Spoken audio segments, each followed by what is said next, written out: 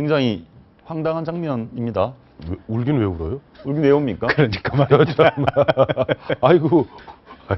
저 진심입니까? 저 눈물이? 아니, 그 보면 뭔지 모르겠어요. 그러니까 보면 우윤근 원내대표하고 이완구 총리하고 사실은 원내대표로서 두 분이 박영선 원내대표 후임으로 우윤근 원내대표가 선출되었고 마지막 보면 세월호 관련 등등 하다가 두 분이 사실 짜장면도 먹으면서 같이 의논도 했고 사실 그렇게 한 100일 정도 서로 치고받으면요 미운정 고운정 다 생기긴 해요. 한번 들어보고 제가 너무 황당한 해서 질문 드릴 게 많은데 한번 들어보겠습니다. 들어보시죠.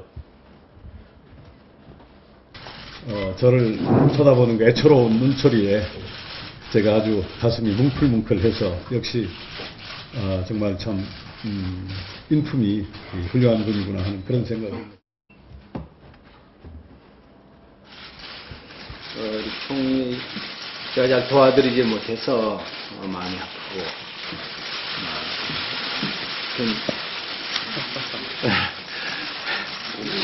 우리 대표님이 우시네.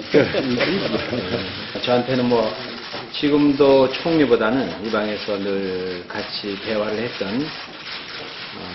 저희 훌륭한 여당의 파트너였다. 뭐 저에게도 참. 저 두 분이요. 불과 얼마 전까지 한 명은 국무총리 후보자고 한 명은 총리를 낙마시키는데 집중하던 의원들의 사령탑입니다. 그런데 우윤근 원내대표는 제가 봐도 사령탑으로서 그렇게 막 칼 휘두르고 그랬던 것 같지는 않은데요.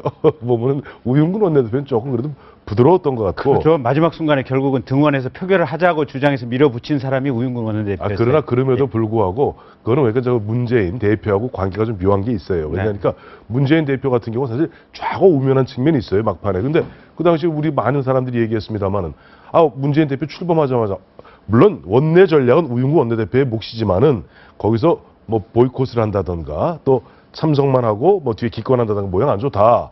근데 그 부분에서 우윤근 원내대표 사실 참석 그 당시 모든 사람들이 표결하면은 이완구 원내대표 되는 건 다 알고 있었어요. 아니 근데 국민의 한 사람으로서 진짜 하나 물어보겠습니다. 그러니까 이런 거죠. 그러니까 둘이서 서로 이렇게 앙숙처럼 보이면서 싸우던 분이 이렇게 우리는 서로 존경한다라고 하면 그 전에 그러면 짜고 친 건지 거짓이었는지 그리고 국회의원 한 분 한 분이 헌법기관 아닙니까? 헌법기관이면 저렇게 그러면 당의 입장과 반대되더라도 총리 임명 동의안에 가표를 던져야 되는 거 아닙니까? 일단 많은 그 시청자분들이요. 하도 이 국회의원들이 서로 치고받고 공방전을 벌이고 때로는 주먹 다툼까지 하고 이런 모습을 보다가 같이 부둥켜 안고 여야의 어떤 전직, 한 분은 전직, 한 분은 현직 원내사령탑이 부둥켜 안고 엉엉 우는 모습 너무 생경했을 겁니다. 이런 모습 저도 처음인데요. 일단 이 우윤근 원내대표가 이 굉장히 강점이 많은 분이긴 합니다. 개인적으로. 예를 들어서 적이 없는 사람이라는 평가가 굉장히 그러니까 2012년 대선 때도 문재인 캠프의 가장 핵심 당직을 맡았었습니다만 친노라고 분류되기보다는 친노에 가깝지만 개파색이 대체적으로 옅다. 이런 평가도 받았고요. 또 어떤 여야를 가리지 않고 어떤 그 원로들을 지역구에 초청해서 또 이렇게 그 모임도 갖고 있고 굉장히 잘해요. 그리고 또 우윤근 원내대표 같은 경우에는 그 원내 수석 부대표로 원래 발탁이 됐습니다. 그러니까 작년 5월에 그 당시 이완구 원내대표와 같이 출범을 했는데 이제 박영선 원내대표가 중도에 사퇴하면서 원내 수석 부대표에서 원내대표로 일종의 승진을 하게 되는 거죠. 그러니까 계속해서 이완구 원내대표하고는 호흡을 맞춰왔던 사이고 또 한 가지는 이 문재인 대표가 느닷없이 이완구 총리 문제를 여론조사로 결정하자 이런 제안을 했다가 이 우윤근 원내대표도 이 갈 곳을 이 방향타를 어떻게 정할지를 놓고 굉장히 고민을 했었습니다. 처음 듣는 얘기도 하고 근데 당혹스러운 모습이 역력했었죠. 광주에서 그 얘기를 듣고 깜짝 놀란 거죠. 하나만 더 짚어보고 넘어가죠. 우윤근 대표 이런 얘기했습니다.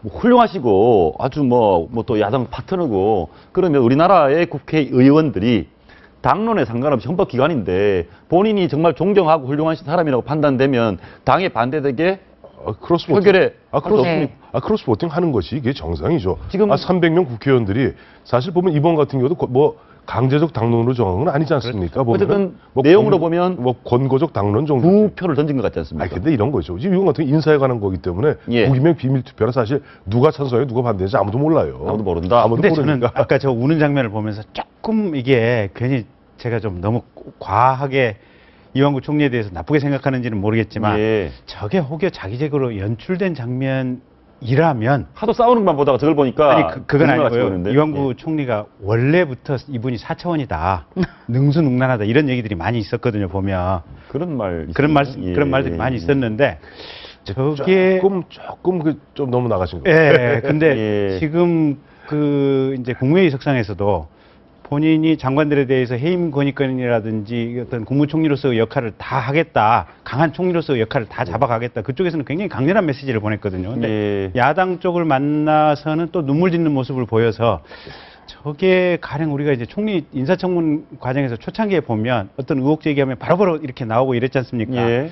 그래서 사실 보면 자기적인 너무 것 같긴 하네요. 자기적으로 보이는 모습도 김경진 변호사님께서 의혹을 제기하고 계시는데 아니, 뭐 의혹까지는 아니, 아니고요. 아닌데 그러니까 제가 정답을 말씀드릴게요. 정답 말씀해 주십시오. 정답 에스트로겐입니다. 남 남자도 보면 40 넘고 50 되면 여성 여성 호르몬? 호르몬이 에스트로겐이 점점 많아지거든요. 예. 실제 보면 국제시장 보면서 펑펑 울었던 50대, 60대 엄청 많습니다. 그러니까 이완구 총리께서도 총리도 지금 여성 호르몬이 많이 나오는 아, 이게 65세잖아요. 근데 예. 원래 실제는 나이가 2살 호적상보다 원래 나이 2살 더 많거든요. 67이에요. 예. 그러니까 저 보면 우윤근 원내대표가 저렇게 보면 참 듣기에 따라 따뜻한 말씀을 하니까 보면 눈물이 핑 돌 수도 있는 거죠. 아니, 저는요, 이번에 이완구 총리가 눈물을 보인 적이 사실 청문회 정국에서 굉장히 여러 번이었습니다. 그렇습니다. 기자들이 재산 문제에 대해서 계속 의혹을 추궁했을 때 출근길에도 아들의 어떤 그렇습니다. 군 면제받은 사연을 얘기하면서 눈물을 흘리고 참 많이 눈물을 흘리면서 그 자신을 좀 믿어달라 이런 결백을 호소를 했었습니다. 그래서 이 제1야당, 그러니까 이완구 후보자를 낙마시켜야 된다고 별렀던 이 원내대표, 예. 상대당의 원내대표를 보면서 뭔가 울컥했을 것 같고요.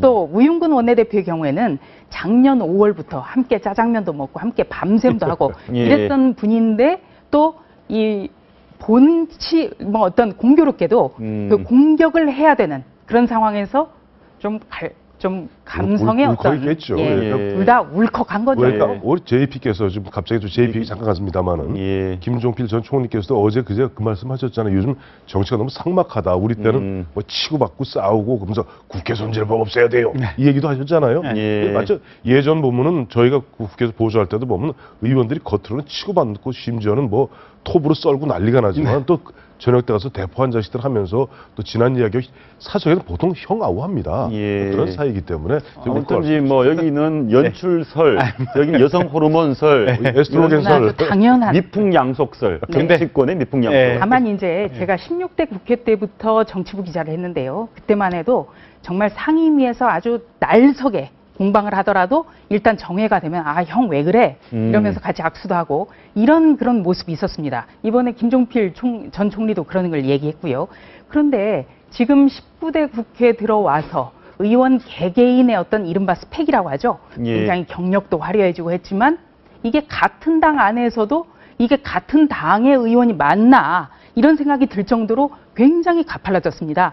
그렇기 예. 때문에 오늘 저렇게 상대 당의 어떤 두 분의 흘리는 눈물을 가지고서도 우리가 굉장히 여러 가지 분석을 할 수밖에 예. 없는 지금 예. 정치권이 그만큼 강팔라졌습니다. 아, 강팍해졌다. 하여튼 짜장면설, 여기는 짜장- 조작설, 에스트로겐설. 에스트로겐 여성 호르몬설. 짧게 한마디. 예, 짧게. 예전에 조순영 우리 칠선 의원 조순영 의원 있죠 미스터 쓴소리. 네. 예. 그 선친이 바로 조병옥 박사십니다. 예. 야당 대표할 때 어디에 가서 이른바 정치자금 탔었는 줄 아세요? 그건 뭐 기록에 나옵니다. 돈이 떨어지면 하고 만송하고 이기붕 국회 부의장실 나갑니다. 그러면 만송이 알아서 자존심 안 상하겠다 준비를 해놓고 야당이 여당의 여권의 실세. 2인자를 찾아가면서 서로 존경하고 존중하고 그러면 만송도 못 이기는 척하고 갖다 주면 유석도 못 이기는 척 갖고 와서 조병옥 박사가. 문제는 그걸 집에 한 푼도 안 갖고 왔다는 거예요. 아, 그걸 당사로 그대로 들고 가서 당에서 쫙 뿌리고 개인적으로는 쓰지 않았다. 한 푼도 안 썼기 때문에 알겠습니다. 유석 조병옥 선생이 그 위대한 야당 훌륭하신 지도자로 분이다. 남는 거예요. 자, 총리는 해결이 됐습니다. 그래서 총리가 뭐 울든지 어찌든지 총리는 해결이 돼서 에스트로겐이거나 음모거나 예, 뭐, 비담숙이거나 하여튼 우리 그래서- 국회가 좀 이렇게 감성이 살아나는 그런 예. 국회로 좀 가야 된다.